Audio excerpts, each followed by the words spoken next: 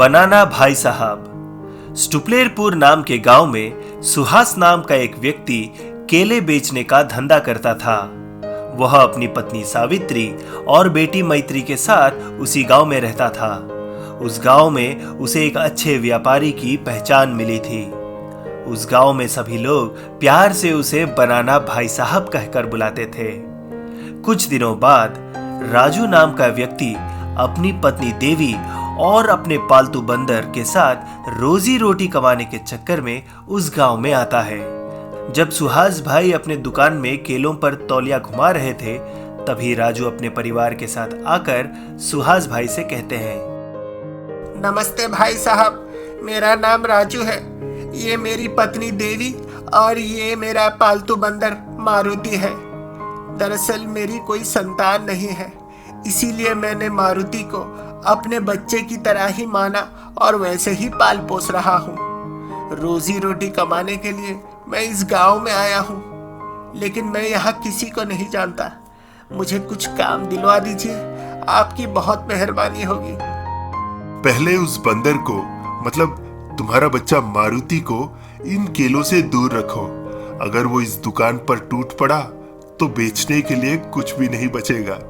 क्षमा कीजिए, ये मारुति ऐसा नहीं है। आपको डरने की कोई जरूरत नहीं है। मेरे कहने तक ये ना हिलेगा ना कुछ काम करेगा। साहब, आप मुझे कोई काम दिलवा दीजिए। मेरे पास काम करना चाहोगे? जब मैं दुकान में नहीं रहूंगा तब दुकान की देखभाल करते हुए केले बेचने पड़ेंगे। तुम्हारे रहने का भी इंतजाम मैं करूंगा। तुम्हें एक दिन के लिए 300 रुपए मिलेंगे। तुम्हारा बंदर, वही तुम्हारे बेटे मारुति को भी हर दिन 3 केले दूंगा। तो कहो, काम करना चाहोगे? इससे बढ़कर और क्या हो सकता है साहब? मारुति खुशी से इधर उधर झूमने लग गया। आप हमारे भगवान जैसे हो। आपका यह एहसान हम कभी नहीं भूलेंगे।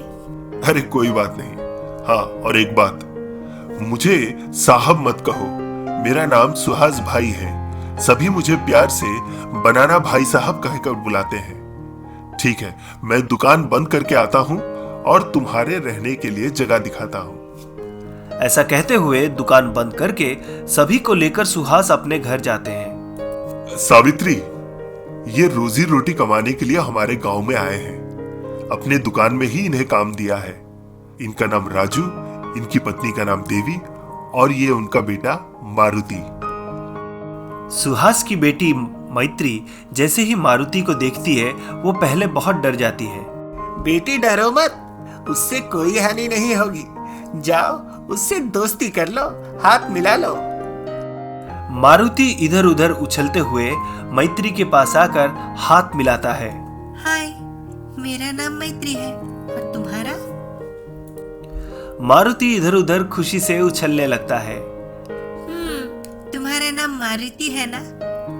अभी से हम दोनों दोस्त हैं। ठीक है। सावित्री, इनको पहले खाना खिलाओ। पता नहीं कब खाया होगा इन्होंने। सावित्री सबको खाना खिलाती है और मारुति को कुछ केले लाकर देती है। भोजन के बाद सुहास भाई उन्हें अपने घर के बाहर एक झोपड़ी के सामने लेकर जाते हैं। इधर देखो, वो झोपड़ी मेरी ही है। आप वहां जाकर रह सकते हैं। आपका बहुत बहुत धन्यवाद मालिक। सुबह होते ही मैं दुकान आ जाऊंगा। ऐसा कहते हुए राजू और उसका परिवार झोपड़ी की ओर चले जाते हैं। मारुति उछलता हुआ सबसे पहले पहुंचता है। इशारों में कहता है कि झोपड़ी उसे बहुत पसंद आई। अगले दिन सुबह सुहास भाई राजू का दुकान में इंतजार करते हैं। आओ राजू, आओ, तुम्हारा ही इंतजार कर रहा हूँ। क्षमा कीजिए सुहास भाई, वो दरअसल घर के काम खत्म करते करते थोड़ी देर हो गई। कोई बात नहीं राजू। सुनो, यहाँ व्यापार में मेरा बहुत अच्छा नाम है। इस गांव में सभी लोग मुझ पे बहुत भरोसा करते हैं। मैं हमेशा उन्हें अच्छे केले ही बेचता हूँ। खराब केले में किसी भी हालत में उन्हें नहीं बेचता। मेरा कुछ भी हो जाए, बस मेरा नाम बर्बाद मत करना। अगर तुम्हें कुछ पता नहीं हो तो मुझसे आकर पूछो, मैं तुम्हें बताऊंगा। और हाँ, मारुति को थोड़ा यहाँ से दूर रखना। अरे नहीं सुहास भाई, मारुति तो यहाँ नहीं आएगा। उसकी मैत्री से अच्छी दोस्ती हो गई है, सुबह से उसी के साथ खेल रहा है। अच्छा। कुछ दिनों तक राजू बहुत अच्छा काम करता है। फिर धीरे धीरे उसके बर्ताव में बदलाव आना शुरू हो जाता है और वो ग्राहकों के साथ झगड़ना शुरू कर देता है। भैया 2 दर्जन केले दे दो। कितना है? 2 दर्जन 80 रुपए है। ऐसा कहते हुए 1 दर्जन अच्छे केले और 1 दर्जन खराब केले दे देता है। अरे भाई, ये क्या? 1 दर्जन केले तो अच्छे दिए और 1 तो एकदम खराब है। सुहास भाई ने मुझे कभी भी ऐसे खराब केले नहीं दिए। मुझे नहीं चाहिए, मेरे पैसे वापस करो। नहीं, एक बार बेचने के बाद पैसे वापस नहीं दूंगा। ये तो सरासर धोखा है। मैं तुम्हारी सुहास भाई से शिकायत करूंगा। अरे जाओ जाओ, कहीं पर भी जाओ और किसी से भी कहो, मुझे फर्क नहीं पड़ता। दिन ब दिन राजू का बर्ताव बद से बदतर हो जाता है। फिर एक दिन सुहास भाई राजू को बुलाकर कहते हैं, राजू, गांव के सारे लोग तुम्हारी बड़ी शिकायत कर रहे हैं। मैंने तुम्हें पहले ही बताया था, इस गांव में मेरी बहुत इज्जत है। मुझ पर सभी भरोसा करते हैं, लेकिन तुम लोगों को खराब केले बेच रहे हो और उसके ऊपर उनसे खराब व्यवहार भी कर रहे हो। तुमने मेरे विश्वास को ठेस पहुंचाया है। आगे से मेरे दुकान में या मेरी आंखों के सामने कभी मत दिखना। निकल जाओ यहाँ से। मालिक, वो मेरी गलती नहीं थी। दरअसल वो ग्राहक मुझ पर। मैं कुछ नहीं सुनना चाहता, बस निकल जाओ यहाँ से। ऐसा कहकर सुहास भाई उसे बहुत भला बुरा सुनाते हैं। राजू बहुत ही अपमानित महसूस करता है और वो वहां से चले जाता है। फिर दूसरे दिन उस सुहास ने मेरा बहुत अपमान किया है। कैसी कैसी बातें सुनाई उसने मुझे। मैं उसे देख लूंगा। अब मैं उसके दुकान को बर्बाद कर दूंगा।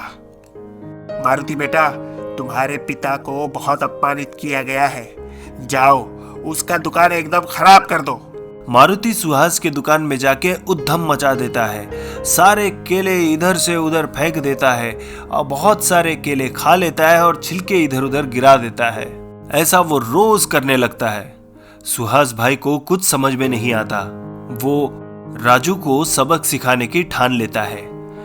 मारुति बेटा, तुम ऐसे रोज रोज मुझे परेशान मत करो।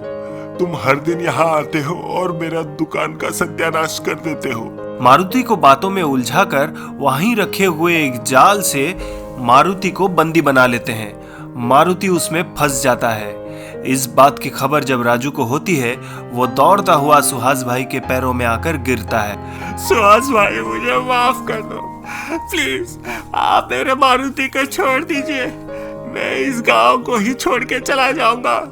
मुझे क्षमा कर दीजिए, मुझे क्षमा कर दीजिए और उसे छोड़ दीजिए। तुम्हारी मैंने मुसीबत में मदद की थी, तुम्हें नौकरी दी, इस गांव में रहने की जगह दी, और इसका तुमने मुझसे इस तरह से बदला चुकाया। तुमने मेरे साथ विश्वासघात किया है राजू, विश्वासघात। अगर सब तुम्हारे जैसे करने लगे तो अच्छाई पर से तो दुनिया का भरोसा ही उठ जाएगा। अब मैं इंसानियत के नाते तुम्हारे बेटे मारुति को छोड़ देता हूँ। अब जहां भी जाओ, ईमानदारी से मन लगाकर काम करो।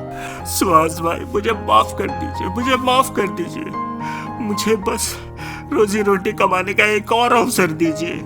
मैं जिंदगी भर आपका ऋणी बनकर रहता रहूंगा। मैं अपनी गलती स्वीकार करता हूँ, मुझे माफ कर दीजिए। ठीक है, तुमने अपनी गलती स्वीकार ली। इससे तुम्हारी ईमानदारी का पता चलता है। अब जब तुमने अपनी गलती मान ली है, मैं अगर तुम्हें माफ ना करूं तो वो मेरी गलती होगी। ठीक है, मैं तुम्हें एक और अवसर देता हूं। इस बार मन लगा के काम करना।